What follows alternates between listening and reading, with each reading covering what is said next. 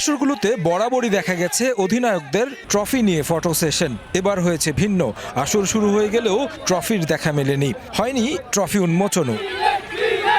নানা ইস্যুতে সমালোচনার মাঝে যুক্ত হয়েছে এটাও। বিসিবি অবশ্য খোলাসা করেছে আসল ঘটনা। সবাইকে চমকে দিয়ে দুবাই থেকে 30 লাখ টাকাতে চোখ ধাঁধানো ট্রফি আনা হচ্ছে। আমরা যেই ট্রফিটা অর্ডার করা হয়েছে ওইটা ডায়মন্ড স্টাডেড ট্রফি, তো $25,000 এটার ট্রফিটার কস্টই একটু ডিলে হচ্ছে, বাট ইনশাল্লাহ ভেরি সুন চলে আসবে। তো আমার আশা করি যে ট্রফিটা দেখলে আপনাদের ভালো লাগবে। যে ট্রফিটা আগের ছিল এটা অনেক গতানুগতিক ট্রফি, ওইটা চেঞ্জ করে নতুন একটা ট্রফি আনা হয়েছে, but it was not up to the mark. সেই জন্য চেঞ্জ করে আবার ট্রফি আনা হচ্ছে এবং খুব দ্রুত এই ট্রফিটা আমাদের হাতে আসবে, খুব কম সময়। আবার আমরা চেঞ্জও করতে চেয়েছি। আগের ট্রফি যদি থাকতো তাহলে আর কোনো এই কোশ্চেনটা আসতোই না।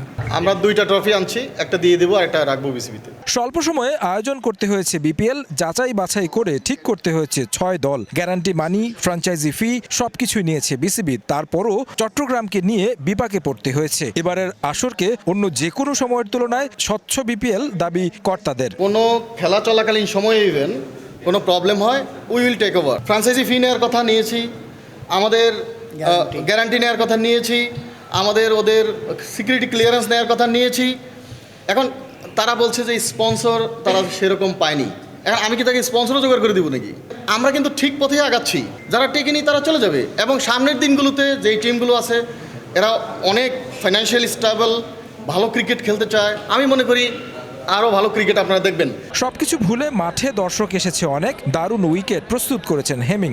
তার প্রমাণ পাওয়া গেছে প্রথম ম্যাচে সিলেট টাইটান্সের 191 রান টপকে জয় পেয়েছে রাজশাহী। এই ধারাবাহিকতা পুরো আসর জুড়ে থাকবে বিশ্বাস এই বোর্ড কর্তার। সিলেটে, চিটাগংয়ে, তারপরে ঢাকায় গেছি। তো আমরা চাই যে অনেক এরকম উইকেট থাকুক। সো প্রথম ম্যাচের উইকেটে আমরা ভেরি হ্যাপি। আমরা চাই এরকমই উইকেট যাতে ফুল টুর্নামেন্ট আমরা রাখতে পারি। শেষ মুহূর্তে 4 কোটি টাকার টাইটেল স্পন্সরও পেয়েছে বিসিবি। সময়ের সাথে সবকিছু ঠিক পথে যাচ্ছে। চট্টগ্রাম ও ঢাকাতে আরও গোছানো বিপিএল উপহার দেওয়ার প্রত্যাশা বিসিবি পরিচালকের। ক্রিকেটটা এরকমই হওয়া উচিত। তারেক হাসান শিমুল, সময় সংবাদ, সিলেট। প্রায়োরিটি